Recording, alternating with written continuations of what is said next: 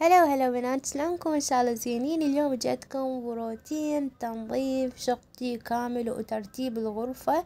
بذاك الفيديو اخذت رايكم، قلت لكم راح افور الغرفة، اخلي الكنتور بهذا الاتجاه واخلي الشرباية ما قايب الباب. كلكم قلتوا لي يسويها وسويتها، وكلش صارت الغرفة ارتب وظلت مساحة كبيرة فارغة وطلع شكل الغرفة كلش حلو. هنا أنا بالبداية رتبت الميز مال المراية، نظفته، وبعدها رتبت العطور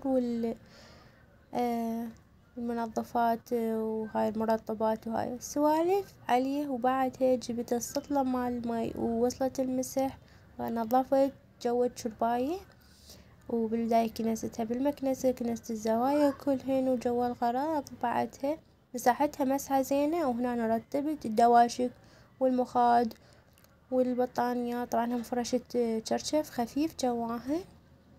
هنا أنا خليت تلبيسة دوشك الشرباية، خليت لون جوزي لأن عندي فرشة خاصلتها شتائية جوزية.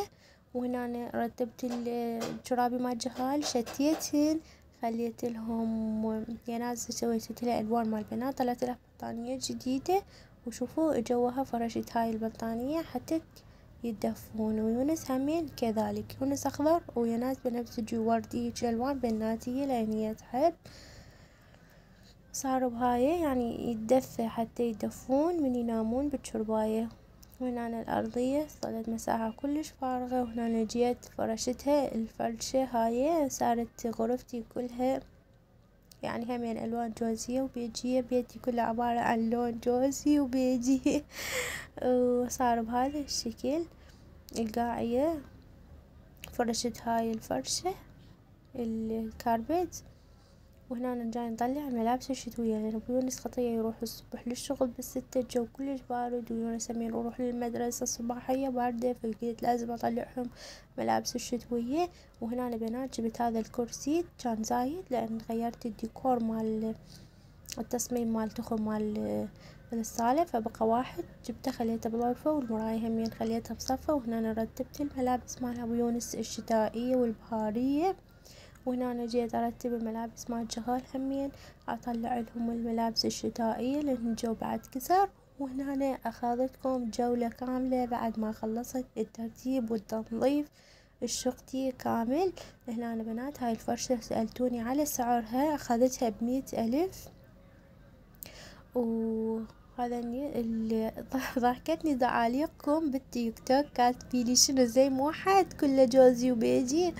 هو تعليقة جتني ضحكتني، وهو كاتبيلي خلي فرش على التخم، وكاتبيلي بدلي البردات. بنات البردات ما اقدر ابدلهن لان جديد ما اخذتهن، يعني صارهن كم شهر مشتريتهن، همين كلفني تقريبا 75 ألف، فما اقدر هسه ابدلهن. وبعدهن جدد ان شاء الله بعد بمرور الوقت ابدلهن واجيبن اوف وايت. بنات عندي تور اوف وايت همين جديد ما اخذته، ما صار له 3 اشهر 4. شفت خليته بالغرفة اذا تتذكروا. هسه بعد خليت الكنتور بعد ما يحتاج البردة، فيصير اجيبها اخليها بنص البردات، يعني اكسرها بلون اوف وايت، لو هيجي احلى اكتبولي.